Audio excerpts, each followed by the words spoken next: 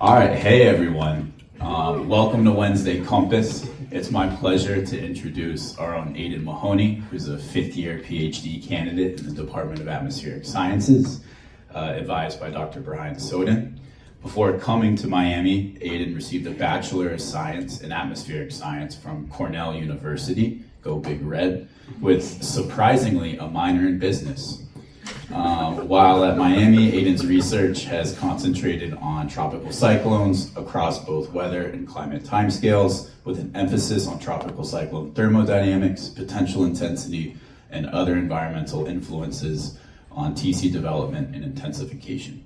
In his spare time, Aidan likes to lift at the gym here, attend bottomless brunches, and ruminate on the meaning of life on obscenely long power walks along the water. So without further ado, let's give our attention to Aidan. Thank you, Tyler, for that generous introduction that you most certainly wrote yourself. So welcome to Compass. Today we'll be going through sort of the large-scale environmental factors that impact tropical cyclones. And that's like a very lofty topic, but it's really important because TCs at their core are rare and destructive weather events that are responsible for a really huge part, just about half of the total cost of all weather disasters in the United States since 1980. In terms of total, every tropical cyclone that makes landfall costs about $23 billion. So it's no small amount of money. And of course, in recent memory, we just witnessed the devastation by Hurricane Melissa, which was the third Category 5 hurricane just this year, and caused some pretty unimaginable destruction, as we see just from this air overflight from NOAA.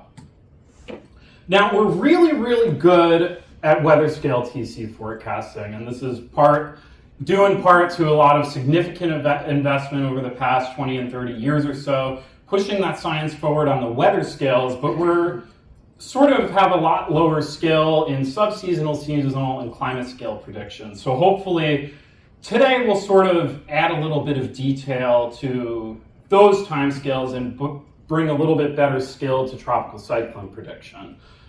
Now, this is important because with climate change, we're expecting the strongest tropical cyclones to be more frequent. And what I want to sort of just rephrase that is that while TCs may be less frequent overall in terms of the sum of tropical storms and minor and major hurricanes, the intensity of those strongest tropical cyclones is actually projected to increase. And that's sort of the key finding that has the greatest consensus in the literature that has looked into this very, very specific and impactful issue. And the reason that this is sort of thought to be the case is because potential intensity, which measures the maximum possible tropical cyclone intensity in perfect conditions, is expected to increase. And that is just simply an outcome of the increasing favorable thermodynamic environments that we're expecting with global warming, most predominantly from the rising sea surface temperatures.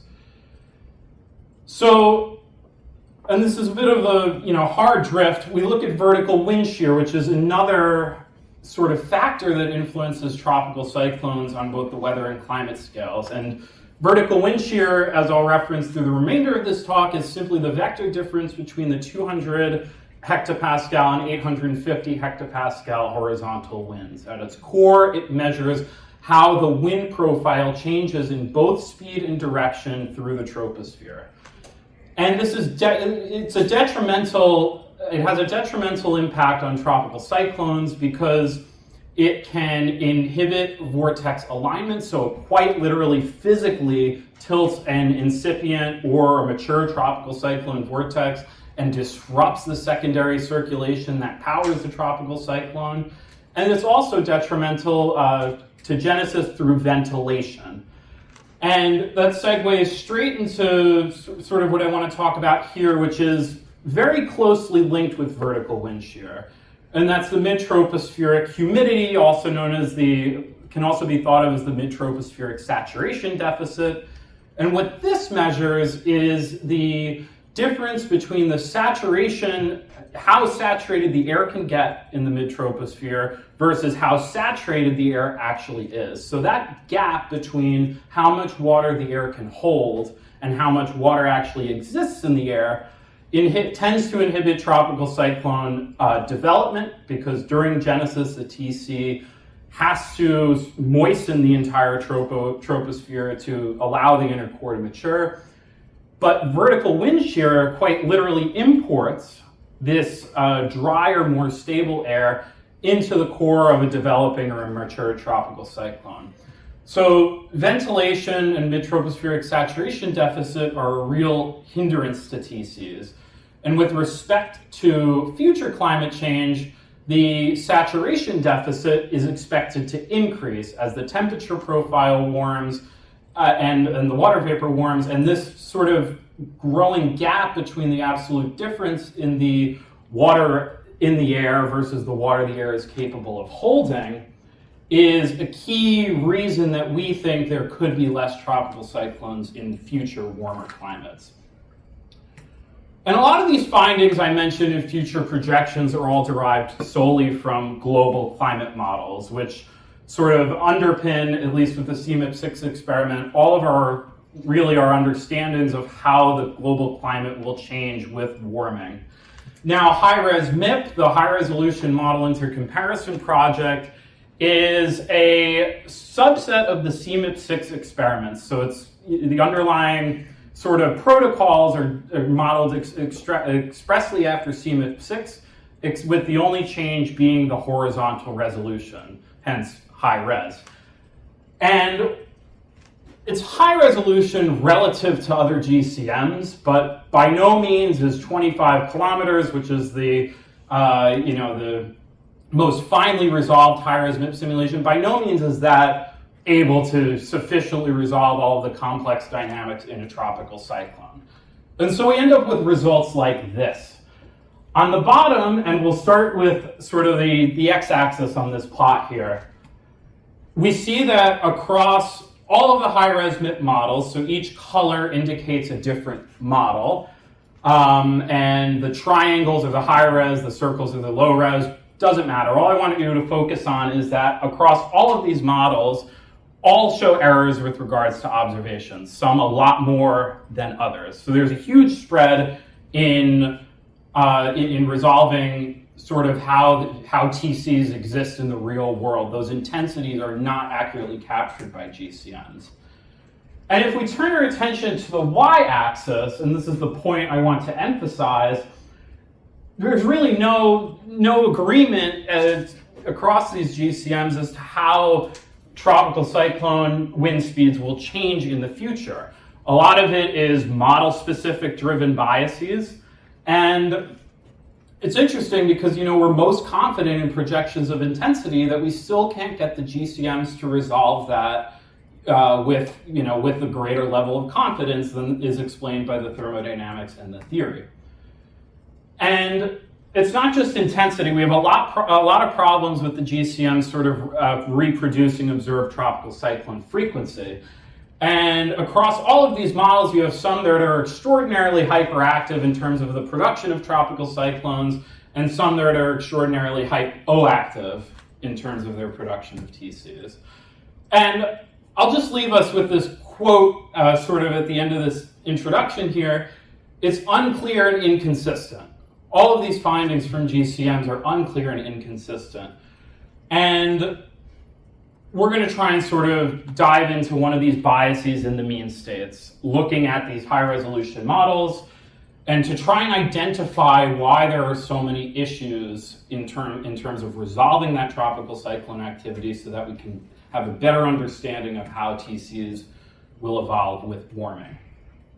So there's 20% spread in tropical mean PI across the 6 high-res MIP simulations.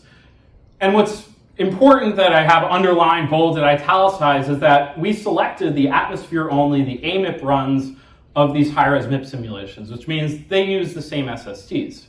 Potential intensity is most sensitive to SST.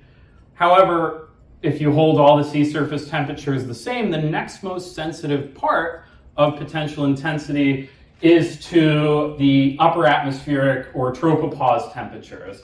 Why? It's because the tropopause temperatures dictate the large-scale stability across the climate system, and more so, and also the convective available potential energy. That's important because it's the quantity used one of the quantities used to compute potential intensity. So on the scatter plot here, just the high-res MIP models in the colored circles. I anchor us to reanalysis, and you can see that the change in temperature with PI is about 1.5 degrees, 1.5 meters per second per Kelvin. And if we look at the CMIP6 models, you see that this bias can also exist. So in spite of resolution, we have propagated from the low-res GCMs to the higher-res counterparts this bias in tropopause temperatures this bias in tropopause temperatures that drives a difference in potential intensity, which the theory then suggests that there should be an underlying bias in tropical cyclone activity. I would love to tell you a very clear-cut result from the high-res MIP simulations, but unfortunately, as I discussed earlier, all of the tropical cyclone data that is sort of harvested from these GCMs using various tracking methods is just insufficient to have any relationship. You can see that they're all over the place despite this concrete, very solid spread in PI. So the question then becomes, how do we capture the impact of potential intensity on tropical cyclones in a GCM when we can't use the GCM directly? So we'll turn to our own GCM called HIRAM, that is validated to largely reproduce and somewhat accurately resolve the observed global tropical cyclone climatology. And since we are arguing that this spread in potential intensity is driven by upper tropospheric temperatures, all we're going to do is modify temperatures at and above the local tropopause by 4 and 8 Kelvin from the control. And you could see in that previous plot, the temperature profiles are largely the same, and then they only begin to diverge once we start approaching local tropopause layers right around 200 hectopascals before diverging to those 4 and 8K values at and above. And we did exactly what we wanted to. So we were able to impose an artificial spread in potential intensity across all of these simulations. And in the stars, so the warmer colors are going to be your warmer tropopause, your lower potential intensities, the cooler colors, cooler tropopause, higher potential intensities. And if we sort of overlay, bring that back to where we started. We started with a bias in CMIP6 and high-res MIP. What's interesting is that while we've largely replicated the spread in tropopause temperatures, the HIRAM simulations are a bit less conservative in terms of their sensitivity, in terms of the sensitivity of potential intensity to upper atmospheric temperatures. So the next question is why? And if we discriminate and take the mean sounding of the high-res MIP and CMIP6 simulations, and we discriminate them by their mean tropopause temperature, we end up with the coldest 25% of the models in the blue shaded sounding, and the warmest 25% in the red shaded sounding. What this shows is that, yes, there is a differential, the difference is maximized at the tropopause, as we suspected, but in the cooler tropopause simulations, that cool bias actually extends through the mid to parts of the lower tropopause. What this does is this then increases the lapse rates, which makes the sort of the large-scale environment more broadly unstable. And because of that, we end up with a spread in potential intensity that's a little bit steeper in the CMIP6 and high-res MIP simulations relative to what we did with HIRAM, which was a much more controlled case. So I promised implications for tropical cyclone activity, and we see strongly positive and significant results across frequency, accumulated cyclone energy, which integrates tropical cyclone intensity and duration, strong TC frequencies, so the frequency of all hurricanes, and the lifetime maximum intensity of tropical cyclones in these 4 panels here. Now, I show these at a global scale, and I will acknowledge that the response varies across some tropical cyclone bases. I believe our strongest responses were in the Westpac, and another sort of hazard is you can have 100 TCs. It doesn't matter where they are. It doesn't matter how many there are. It really matters where they occur. And we noticed, looking at the 2 sort of extremes in our suite of simulations, with the cooler tropopause, not only do we have more hurricanes, but they're also closer to land, especially in the Western Pacific and North Atlantic basins. Whereas the opposite, warmer tropopause, overall less tropical cyclones, but less hurricanes closer to land. And so just to sort of summarize this section of the talk, we understand that GCMs differ in their simulation of tropical cyclone response to warming.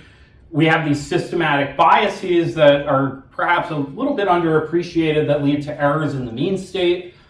And even high resolution GCMs on the order of 25 kilometers really struggle to represent the relevant physical processes in tropical cyclone development and intensification. So besides GCMs, we do have other tools that we can sort of leverage to investigate how tropical cyclones might change in a future climate. And the first of these empirical approaches, yes? Sorry. You got it. Are we changing topics? Yes. Okay, I just want to ask about this topic. Sure. So this temperature anomaly that you're putting, change in the tropopause temperature. Mm-hmm. Like, are you guys running like a whole global model and making that change everywhere on the planet?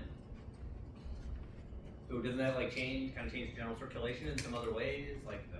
So we looked in terms of, so we looked at the sort of the 500 millibar vertical velocities, and it was largely unchanged globally. Like we weren't really any significant differences from the control in terms of the large scale circulation. So all we really did is just modify sort of the large scale stabilities. Thank you. Actually, the last time I gave Compass, I think last fall, I presented this work, but we used a different suite of model simulations where it was not nudged in this way, and maybe nudge is like a poor choice of words here, but we changed, I believe we changed the entirety of the temperature profile, or we picked like at every point above 200, we took a hammer, as Brian Mapes said to me in his question, and we just utterly just like ripped the temperature profiles apart, and that caused problems for the large scale circulation doing it that way. So we found better success with the graduated progression to our deviations. Yeah, Sharon. I have a follow-up question for Dave. So on the slide that's one before your sort of mini conclusion slide there, you show that there's increased activity. Sorry, a bit forward. Yeah, that one. Yeah. There's more hurricanes when you have the cooler tropopause, but you look at the latitude there, that it's largely kind of north of our latitude. Mm-hmm. So is that related to an expanding of the Hadley cell just through the reduced tropopause temperatures, or what's? It certainly resembles a poleward expansion signature, which is related, I think, to what. So there's some literature that looks at where TCs will occur with global climate change, and with a warming climate, I mean, there's very significant and probably reasonable arguments that tropical cyclones could deviate further north than prior. So it certainly resembles that, and certainly just by changing the temperature profile of the atmosphere, even though we use the same SSTs, I mean, it certainly adds support for just allowing TCs to track further north. Yeah, Maribeth. I have a follow-up question. Do you feel that one of these is more probable in terms of how the temperature profile will evolve? Good question. In terms of the temperature profile, the upper troposphere and the tropopause layer itself, I think, is probably one of the most uncertain outcomes of climate change. I mean, there were a bunch of papers years ago that were sort of correcting all of these biases and identifying all of them in reanalysis data in the historical record. And I mean, in the future, I believe sort of the lower stratosphere is expected to cool somewhat, and as we know, I mean, the tropopause writ large is probably going to gradually warm, maybe less so at the tropopause than the surface, if I get that correctly.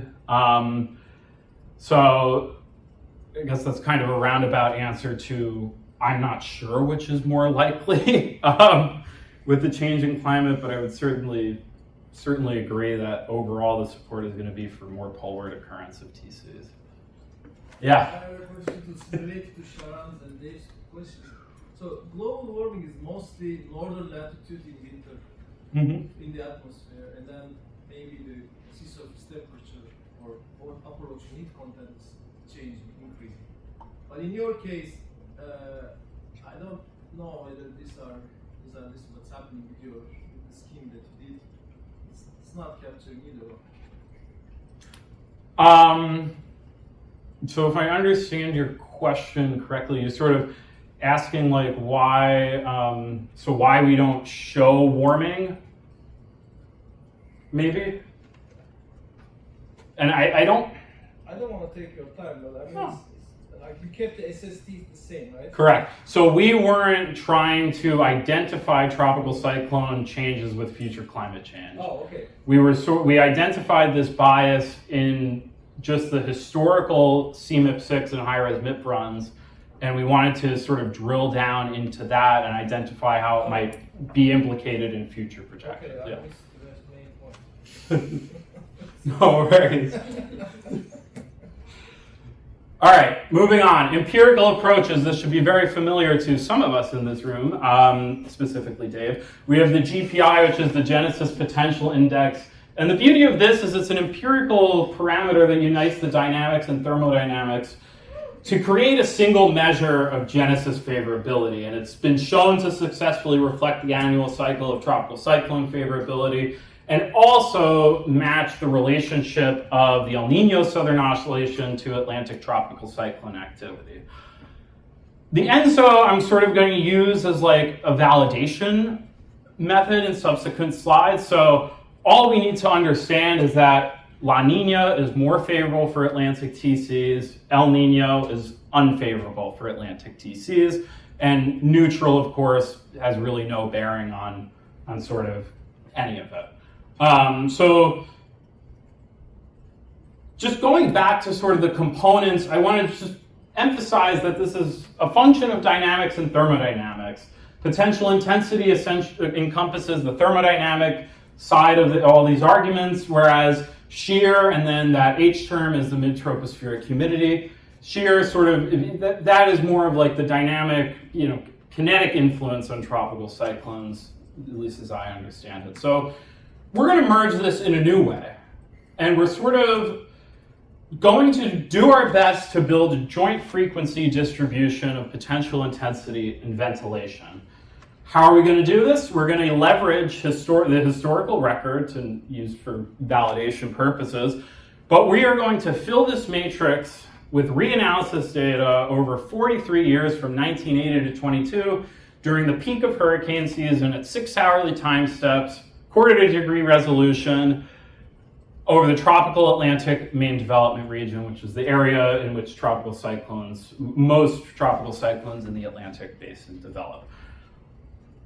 And we're going to bin the PI and ventilation into climatological quantiles, and this joint frequency of occurrence, essentially, we're going to end up with one side of it that's more favorable for tropical cyclones, the other side that's less favorable, and in between we have all of these run-of-the-road environments that are together more common than the extraordinarily favorable and extraordinarily unfavorable. This is what it looks like. And I'll explain how we got here shortly, but what I want you to focus on right now is that the number in the color of each cell is the frequency of the joint occurrence. And this is a function of PI and ventilation. And as designed, the sum of a row is 20%, the sum of a column is 20%, and the sum of the whole matrix is 100%. But what I really want to point out is that PI and ventilation appear to be anti-correlated. That is, when you have low shear, you have high PI, and when you have high shear, you generally seem to find some lower potential intensity values. And just to quickly prove to you that I did exactly what we wanted, so there is very little difference in PI across each row. There's very little difference in ventilation across each column. And if we return to sort of this anti-correlation, which I'll explain, we'll get into a little bit more, I'll ask you the question about the El Nino Southern Oscillation. If I segment this matrix into El Nino years and La Nina years, I get exactly what we theorized would be the true outcome. During La Nina years, you have higher PI and lower wind shear environments. During El Nino, you have higher wind shear and lower potential intensities. And if we sort of just look at each of these separately, so this is vertical wind shear, colored by blue is La Nina, red is El Nino, gray is neutral. And you could see very clearly, this is the often talked about relationship of vertical wind shear to ENSO. So the point here is that the environment is more favorable for tropical cyclones during La Nina. Now, what may be a bit underappreciated in terms of how ENSO modifies tropical cyclone activity in the Atlantic is, if you recall from the prior section of this talk, the tropopause is really important to the sort of the background potential intensity climatology and the large-scale favorability. And El Nino actually warms, some literature has shown, the tropopause across the Atlantic. So that is the reason why we see this depression in some of the potential intensity, in the mean potential intensity during El Nino. And this sort of just hammers that point home, that El Nino is coincident with warmer tropopause temperatures, which suppress the PI and make the conditions overall less favorable for tropical cyclones. So I've talked a lot about PI and shear, ventilation. I may use those words interchangeably, for better or for worse, but on their own, they're fine measures, but we really need to get into the environments that produce these quantities. So now we're going to go find the mean environments. We're going back to the reanalysis data, and I'm going to walk you through how we sort of found these 25 unique environments across the matrix that I argue sort of capture the full spectrum of tropical cyclone environments in the Atlantic Ocean. So on a given day and time, at a given location, we have potential intensity of 80 meters per second, ventilation of 1.5 meters per second. Based on the percentiles of PI, we're going to be in the top row. Based on the percentiles of ventilation, we're going to be in the first column. Based only on these two quantities and nothing else, do I drag in all of the other environmental variables, the sea surface temperature, mean sea level pressure, temperature profile, humidity profile, wind profiles. All of that is deposited in this matrix box. And the result, as I mentioned, is we have 25 different and unique environments to use for simulation. So this is the sort of the part where we blend in the dynamical simulations of tropical cyclones as a measure of their favorability. And if we just go back quickly to this slide, I just want you to remember that in the high PI, low shear side of the matrix, you're more favorable, you're less favorable in the other half of the matrix. We're going to do large ensembles of numerical simulations initialized by each of these matrix mean environments. The CHIPS model is computationally very cheap, but its drawbacks are that it's simple, balanced, and axisymmetric. The WRF is going to be our bread and butter, and using point downscaling, we can do a lot more and have a much more accurate representation of each of these mean environments, as well as when we create our ensemble simulations. This is one example of an ensemble plume from the Coupled Hurricane Intensity Prediction Scheme, or CHIPS. Again, it's simple, balanced, axisymmetrics, and the way we created these ensembles is we initialized the vortex with wind speeds ranging from 5 to 15 meters per second. And the only environmental inputs it could take are those shown there, and what's important is that the wind shear magnitude is parameterized, so it's not really physical in terms of the effect it has on the system. And of course, CHIPS does not accept full temperature soundings. Now, if we look at WRF, all right, this looks a lot more physical already than what we see with the CHIPS ensemble, which is a lot more idealized. And we're going to initialize our WRF ensembles with a mid-level vortex, tropical wave-like, as we often see in the Atlantic Ocean. And we have more parameters that we're able to use to initialize these ensembles to hopefully replicate, hopefully have a good representation of the range of pre-Genesis disturbances in the Atlantic. So we'll change the initial wind speed of that mid-level vortex, and we will also change the size of that mid-level vortex. And this is one ensemble plume for the most favorable box in the matrix. Now, the big advantage of WRF is that we can use point downscaling, which was developed here, to configure the domain, all points in the domain, to the environmental input. So we have all of this data that's built off of a trove of reanalysis, and we can sort of implement those means into the model simulation itself. And so if we look at these two plots, because what's the end goal here? We're trying to diagnose favorability for tropical cyclones. These two plots show the ensemble means for all 25 matrix boxes, with CHIPS on the left. You can see it looks somewhat unphysical, and in most cases asymptotically approaches the potential intensity by design. And WRF, you see that there's actually a lot more failures, Genesis failures, which you can sort of, eyeball as anything that doesn't appreciate more than 20 meters per second in maximum wind speed.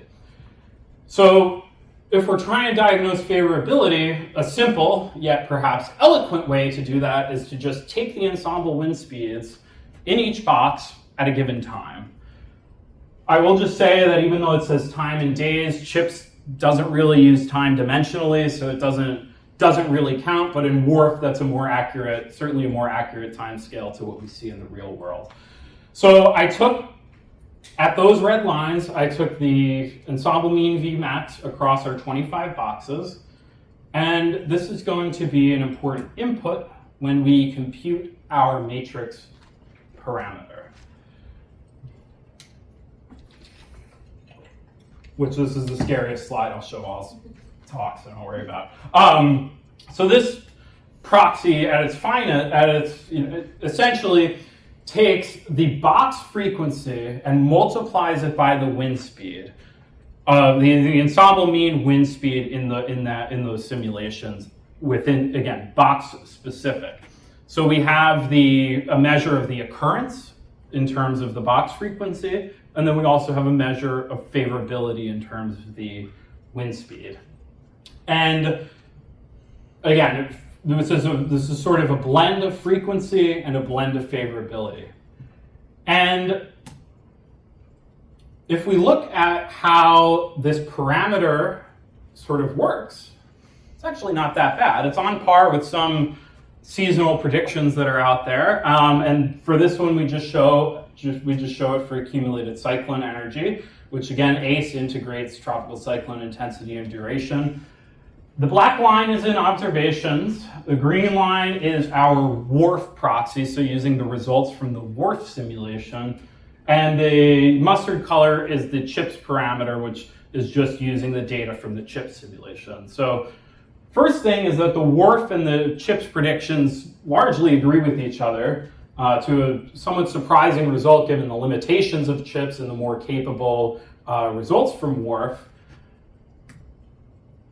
And then if we look at frequency, we actually do significantly better, and we have a correlation coefficient that's that's 0.74 over observations with a broadly positive trend in the historical period, which is somewhat controversial. And in terms of, just to add a little bit more to that, in terms of the observations, there's a lot of work out there that suggests that this increase in frequency is due to changes in observing techniques. We are capable of picking up on more, I hate to call them this, more jump TCs that are sort of short-lived, shorties as they may sometimes be called. But, and then there are, other competing arguments that there actually has been a tangible increase in tropical cyclone frequency in the historical record. And in terms of why the parameters also have this generally positive trend, I think it's worth stating that it's reflecting broadly more favorable environments for TC, primarily driven by the thermodynamic side as opposed to potentially changes in wind shear and mid-level humidity. But we'll sort of go back to that later. Now, ENSO has been my tool to demonstrate that we can capture a good portion of the interannual variability here. Aidan, Yes? I got it. You go back one. Okay, I feel like you skipped a step. So how did you turn your sum of the products of 25 numbers by 25 numbers into an ACE? How did you turn that into ACE? Like your units are ACE, right, not that thing. Yeah. So how do you turn it into an ACE value? The way I did it is how did I do it? I regressed it with observed ACE, and then I just took the slope. And I just took the slope of that and it's like a regression of this variable onto observed ACE. Onto observed ACE, but all I took was the slope of that regression to sort of bring it into units. Okay, and the same for the frequency? Correct. Okay. Yeah.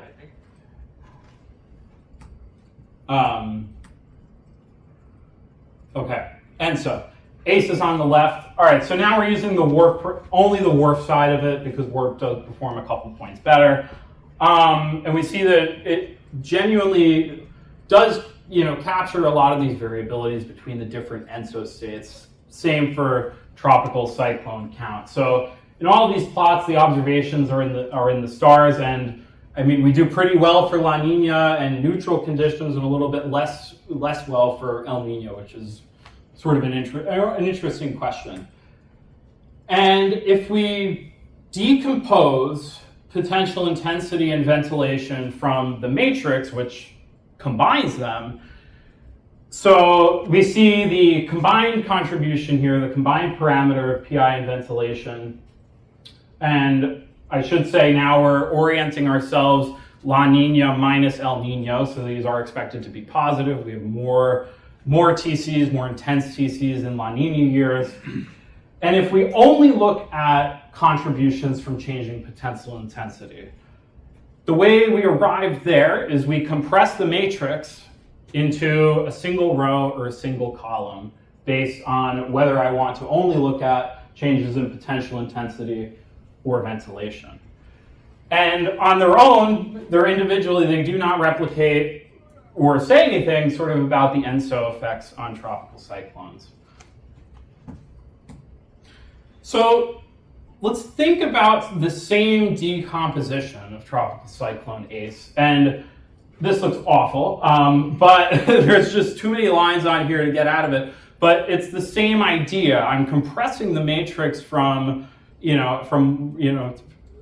I'm compressing the matrix down to one row and one column based on whether I want to study the variation in potential intensity and ventilation. And you could see that, all right, individually, they perform worse than the combined parameter. I think that was somewhat expected. But if we look at the trend in the parameter relative to observations in black, what's interesting is that the combined term and the potential intensity term do a lot better than ventilation in capturing this decadal trend in accumulated cyclone energy. So this brings me back to what I said earlier about that graduated positive slope that we're seeing in sort of these parameters and I think really that's telling that most of this positive trend is driven by an improved thermodynamic environment. The SSTs are a lot warmer than they were 30, 40 years ago, and that's sort of pushing the potential intensity, having a strongly positive influence on the potential intensity climatology. Now, if we do the same for frequency, again, PI and ventilation on their own, well, ventilation on its own does about 15 points worse than the combined term, but PI is actually pretty close. And if we go back to look at these trend plots, again, now for tropical cyclone frequency, on a decadal time scale, once again, the PI and ventilation, the combined term, and the PI only is a lot more strongly positive than the ventilation only. So I really think this shows that the thermodynamic environment is improving and the background ventilation environment, maybe it's improved a little bit, even though we're not sort of expecting that to happen, but that's really a question for sort of future projections. So I want to bring us back and just sort of bring us into the home stretch by looking at the annual box frequencies. And you'll see that this up here, this is the most unfavorable box thermodynamically in the matrix, which is interesting. Affectionately, it's been known to me as box 5, which is a subtle reference to one of my favorite musicals. And what this tells is something that Phil Klotzbach, in a conversation I had with him once told me, that the Atlantic writ large is a horrible basin for tropical cyclone development. And more often than not, it's unfavorable and hostile, as we saw perhaps this past season and the season before. It was just a real sort of hostile basin that required truly the stars to align to get some of these tropical genesis events. But if we sort of look away from the most unfavorable, which really dominates sort of these box frequencies, and we focus in on sort of the blue lines here. The blue lines are the more favorable environments in the matrix. You'll note that over the historical period since 1980 forward, these boxes are becoming increasingly frequent, especially relative to some of the more unfavorable boxes. And it's really these favorable boxes that I think are probably one of the reasons that we see those slightly positive increases in the parameter. If you look at the other boxes, I mean, especially some of the red colors, those unfavorable environments, they're largely almost nearly flat over the course of the last 45 years or so. And if you remember nothing else from this talk, significant biases in the mean state of GCMs is a real limit to our predictability of historical and future TC activity. You'll recall that some of those GCMs can't even accurately recall the historical period, and that sort of diminishes at least my confidence in some of our future projections. But using the matrix of environments, which sort of captures much of the spectrum of environments available to tropical cyclones in the Atlantic, we're able to look at the frequency and favorability of these 25 environments and produce a somewhat skillful proxy of Atlantic tropical cyclone activity. Now, I apologize for leaving everyone on here thinking I was going to make some dramatic statement about tropical cyclones in the future, but that's actually the future work. We had to spend a lot of time validating this method against the historical period. But now that we're there, theoretically, we can go and use future projections from the GCM in their large-scale environmental projections only to sort of feed that into the matrix proxy, and see how those measures change to mid and end of century. Now, I also had to run WRF 225 times for this project, so there's actually probably a trove of undiscovered weather scale results that we can go and dive into. For example, how does the MOE proxy relate to the internal dynamics and structures of a tropical cyclone? And then also we can sort of test to see if this is commutable to other tropical cyclone basins around the globe. And those two beautiful animations are two of the WRF simulations that powered this proxy. So with that, I'm happy to take some more questions.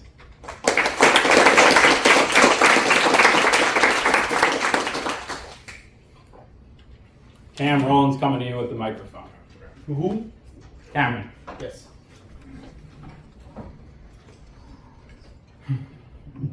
Awesome work, Aidan. That was great. Could you go back a couple slides to the blue versus the red lines where the stars align in terms of the environment? Yeah.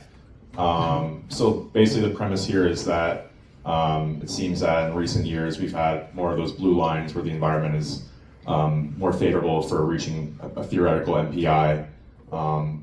I wonder if you were able to, or for future work, organize this instead of annually, monthly, and see if you go back to 1980, if you would have a lower propensity to the stars aligning those blue lines, in terms of this new theory of a bimodal distribution of higher intensity TCs in the Atlantic early season and late season. I think of Beryl, for instance. And if you would see a stronger signal for these blue lines, not just annually, but if you did a month-by-month distribution, that could lead to that signal of a bimodal distribution. Any thoughts about that, or for future work? Or it's possible. I mean, we're using the data that goes into this is at a time scale that it would probably be able to capture those month-to-month variations. I haven't looked at it, but I would expect that it would be able to, maybe show some of those sub-seasonal differences in TC favorability.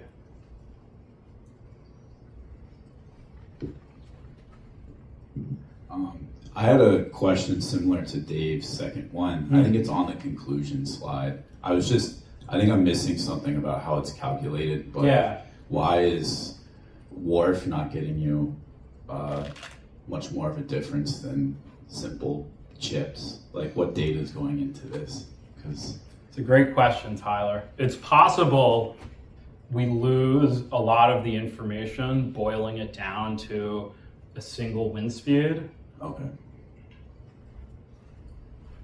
I don't really have a better answer than that, but I mean, if we go back to here, I mean, even this reddish line still ends up in a state that's a little bit better enhanced than the WRF simulation at long time. So it's possible that, I mean, I don't know. I was surprised that WRF didn't do a lot better. Mm-hmm. Okay. I'll leave it there. Okay. Thanks.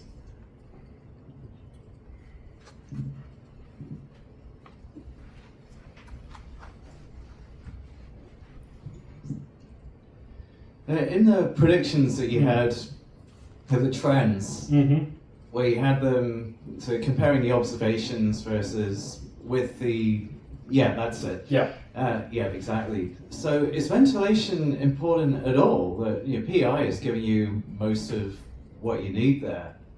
It's not much dependence. It's a great question. I would have to say, I mean, probably. I mean, there certainly is a larger contribution from apparently the PI side of this than the ventilation. One of the earlier first slides, and maybe this sort of explains it. This is way back at the beginning. The trend for wind shear in the main development region specifically is pretty near close to zero. And I mean, that plot is I believe that's a future projection plot. I don't think wind shear has trended very much in either direction in the historical period.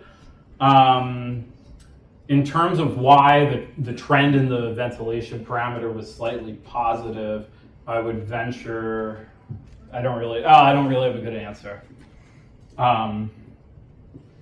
Just that it's, I think, less relevant than thermo. Yeah, Dave. Well, so let's go back to that plot with the big dots. Yeah.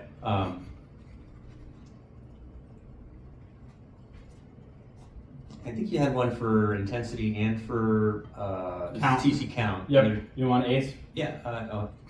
Okay. So, so when I first glanced at this, it just popped out at me. I had the impression that the ventilation dot was negative, right? But it's not. It's positive. Right. It's just not as positive as PI. So that means either like the shear is getting more favorable, or the moisture is getting more favorable, or some combination of both, right? In theory. Yeah. And just looking at the other one, so we go over to the TC count. Yeah. Before I finish, I mean, that's surprising. Like, I think we have the idea that, well, if you believe that mid-level saturation deficit is the most important thermodynamic variable, and that's decreasing with global warming, the deficit's increasing with global warming, then like the orange dot should be in the negative. Right. But it obviously doesn't turn out to be the case. And in the TC count one, which is the next one, it's funny that, so the green dot is below the pink dot, right? So even though the orange dot is a positive, right, and the purple dot's a positive, the green is not even more positive. Do you have any sense of what's going on there? I wish I did. One thing I will comment is all of these trends are all looking back at the historical period. And I mean, I don't recall when I looked at sort of the trends in the saturation index during the historical period. I don't know if it's as pronounced as we're expecting it to be in the future. So it's possible that maybe it hasn't happened yet or only very recently, but I'm not sure.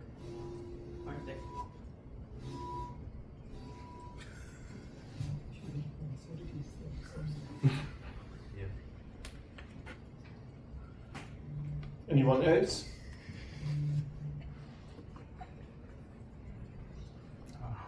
What? Yeah.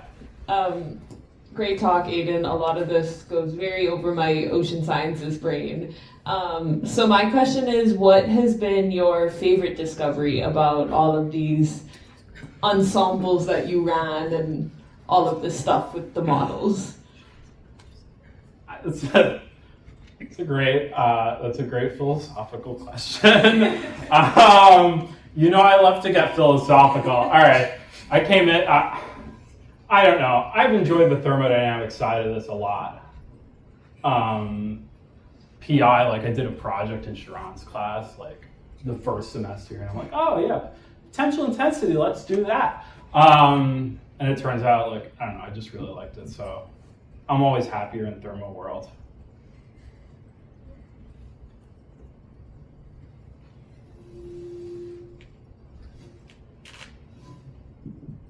Nothing else? Was there something in Zoom? I don't think so. No. Then we can just say thank you again.